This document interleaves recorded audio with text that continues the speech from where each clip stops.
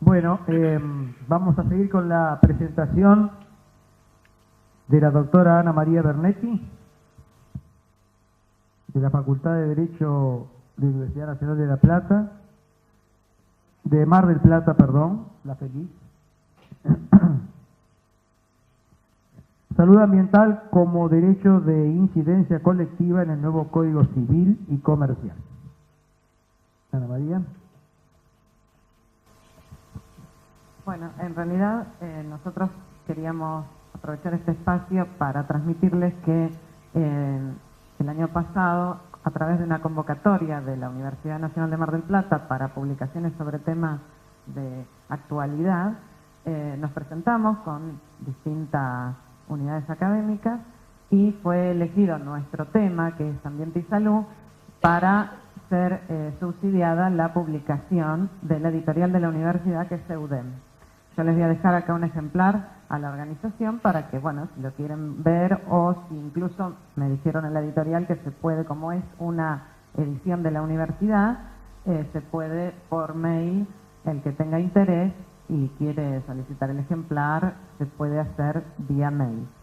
En realidad, la importancia del enfoque que nosotros le estamos dando al tema ambiente y salud, este trabajo es el fruto de muchos años de investigación en nuestra unidad académica a través de los distintos grupos de investigación y distintas áreas temáticas que hemos venido trabajando los tres autores de este libro, junto con la doctora Oviedo y el doctor Walter Pelle, que es otro investigador de la facultad. Nosotros quisimos en este caso hacer un abordaje interdisciplinario, pero sobre todo a la luz de las nuevas reformas que introduce el nuevo Código Civil y Comercial en esta materia. Justamente porque si bien nosotros veníamos trabajando sobre las problemáticas ambientales y las problemáticas vinculadas al tema de salud, a la luz de la reforma al Código Civil y Comercial, tuvimos que hacer algunos ajustes para poder ordenar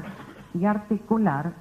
las distintas herramientas que el derecho nos brinda para la protección de la salud ambiental como derecho de incidencia colectiva.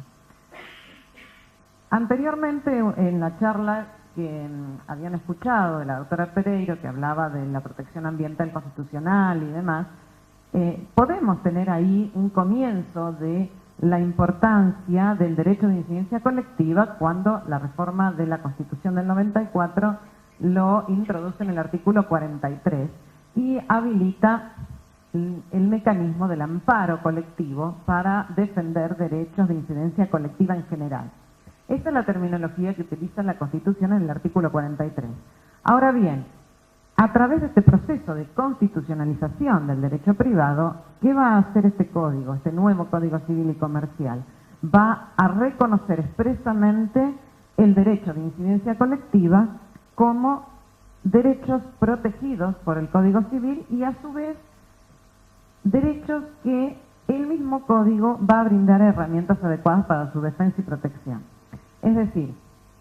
el artículo 14 del Código Civil y Comercial de la Nación, nuevo, dice que reconoce los derechos individuales y los derechos de incidencia colectiva. Esto por un lado, como presentación del derecho que reconoce el Código Civil y Comercial actual. Pero a su vez, en otra disposición del mismo código, en el artículo 1737, va a decir que como daño resarcible, es decir, como concepto de daño resarcible, que es resarcible no solamente la lesión a los bienes o a derechos no reprobados por el ordenamiento jurídico, sino también va a ser resarcible la lesión a derechos de incidencia colectiva. Entonces, por acá, en este conjunto de artículos combinados, vemos que el Código Civil reconoce el derecho de incidencia colectiva como derecho, pero por otro lado dice que en caso que ese derecho sea lesionado, este va a ser resarcible. Por otro lado también este código, dentro de la cantidad de reformas que introduce, toma normas que tienen que ver con un marco general del régimen de responsabilidad civil que se encontrarían encuadrados básicamente en dos funciones. La función resarcitoria, que tiende a reparar o a recomponer la lesión causada y si no se puede recomponer en especie, la indemnización en dinero, por un lado la función resarcitoria y por otro lado la función preventiva como acción preventiva autónoma con el deber de, como dice expresamente el Código, de que toda persona tiene la obligación de tomar las medidas necesarias para evitar la causación del daño o no agravarlo si este ya se produjo. Entonces, lo que nos muestra hoy el nuevo Código Civil y Comercial es que hay un reconocimiento expreso del derecho de incidencia colectiva y que comprende los derechos de incidencia colectiva, todos aquellos derechos que tienen un impacto social, que entran, por supuesto, el derecho del consumidor, entra el derecho al ambiente sano y entra el derecho también a la salud ambiental como un proceso, como una disciplina donde ese bienestar que se manifestó a través de distintos oradores en el día de la fecha sobre el nivel de salud del que hablamos, es afectado por riesgos o factores ambientales. Una de los encuadres que nosotros le damos en este trabajo, que es de salud ambiental, y para que luego la doctora Oviedo hable puntualmente de las propuestas que nosotros planteamos en este trabajo, es el abordaje de distintos puntos de vista. Es decir, primero nosotros hacemos un planteo de la importancia de esta innovación que es el reconocimiento de los derechos de incidencia colectiva en forma expresa y obviamente que en caso de lesión de esos derechos de incidencia colectiva, de proyección social, pueda la comunidad, los legitimados para iniciar esas acciones, obtener el resarcimiento correspondiente, sea por su recomposición en especie, si esto es posible, y si no es posible, a través de la indemnización en dinero que permita utilizar ese dinero, reciclarlo de tal manera que pueda servir para financiar planes, programas, proyectos que puedan recomponer ese ambiente que afecta a la salud dañada. Ahora, por otro lado, además del encuadre y del planteo de cómo, desde el punto de vista de la norma, nosotros ubicamos la defensa del derecho a la salud ambiental y su protección, por un lado, a través de las medidas preventivas y del amparo, o su exigencia de resarcimiento en caso de producción efectiva de un daño, además de eso, vemos también un encuadre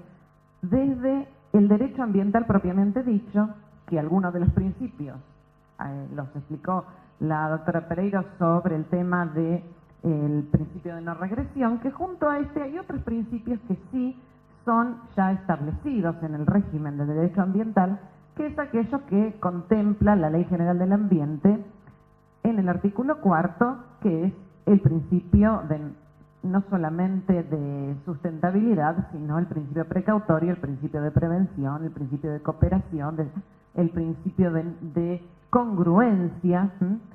todo ese conjunto de principios que se aplican a la luz de determinar no solamente la aplicación de la norma, sino una decisión judicial, una decisión administrativa, se asocian, que son principios específicos propios del derecho ambiental, con principios propios del derecho médico, que serían aquellos principios que se desprenden de la bioética. Tradicionalmente siempre se utilizó el análisis o el estudio de la bioética a la luz de las relaciones médico-paciente. Nosotros, desde el punto de vista del derecho y de estos avances que se empiezan a gestar a nivel normativo, incorporamos los principios de la bioética dentro también, acompañando, complementando los principios del derecho ambiental. Es decir, el principio de autonomía, el principio de beneficencia, estos principios que tienen que ver con típicos, ¿no es cierto?, de la relación médico-paciente, se trasladan también a la luz de los conflictos a nivel ambiental cuando tenemos que resolver cuestiones donde evidentemente hay un choque de intereses, como hemos visto en muchas de las exposiciones. Entonces, algo pueden solucionar exclusivamente a la luz de la norma o exclusivamente a la luz de los principios ambientales, sino también a veces hay que ir a los principios de la bioética para resolver o tomar una posición frente a los conflictos ambientales. En realidad, Por ejemplo, cuando nosotros hablamos de consentimiento informado dentro de la relación médico-paciente, el paralelo en el ámbito de un derecho de incidencia colectiva es el derecho a la información pública. Entonces, en la medida que hay un derecho a la información pública adecuado, la participación ciudadana también ayuda a prestar ese consentimiento social, que reducido en una relación médico-paciente es el consentimiento informado, donde el paciente le informa el médico le informa a su paciente el tipo de enfermedad que tiene, los riesgos de una determinada intervención, etcétera. Entonces, esto trasladado a un derecho de incidencia colectiva de protección social, tenemos cómo informo a través de la información pública ambiental, una adecuada información pública ambiental, y cómo espero la respuesta de la sociedad a partir de la participación ciudadana. Entonces, nosotros vemos cómo perfectamente principios de la bioética tienen que estar presentes junto con los principios de derecho ambiental. Entonces, nosotros en realidad en este trabajo planteamos la importancia del derecho de incidencia colectiva y su vinculación con la salud ambiental, por otro lado, la salud ambiental como una de las categorías que se defienden frente a una lesión de derecho de incidencia colectiva, la aplicación de los principios vigentes y luego los instrumentos de gestión asociados a esto. Porque muchas veces cuando nosotros como abogados tenemos que iniciar una demanda de defensa de derechos de incidencia colectiva, esto puede darse frente a una contaminación de un bien ambiental colectivo,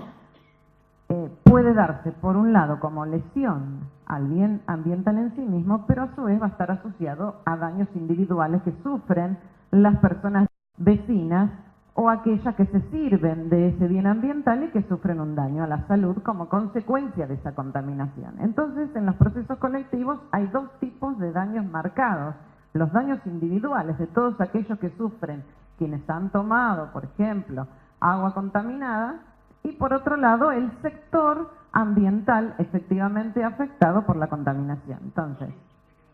ya cierro. Entonces, acá lo que se plantea es,